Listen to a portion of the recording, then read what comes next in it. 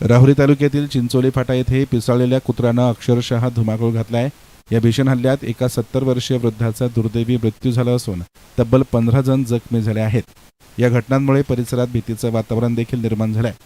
तालुक्यातील चिंचोली फाटा येथे पिसाळलेल्या कुत्र्यानं अनेक नागरिकांवर अचानक हल्ला चढवत दहशत निर्माण केली। या हल्ल्यात साहेबराव राघोजी वाघमारे वय वर्ष 70 यांचा दुर्दैवी अंत झाला।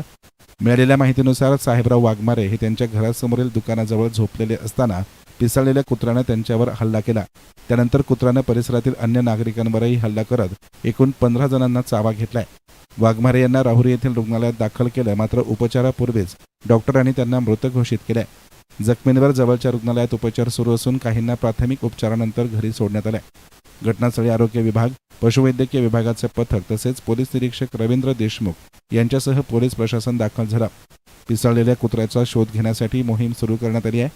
या घटनेनंतर चिंचोली फाटा परिसरात भीतीचं वातावरण पसरलं असून भटक्या कुत्र्यांच्या वाढत्या उपद्रवावर तातडीनं प्रभावी उपाययोजना करण्याची मागणी नागरिकांकडून जोर धरत आहे। एसएन मीडियासाठी प्रतिनिधी गोविंद फुनगे, राहुरी।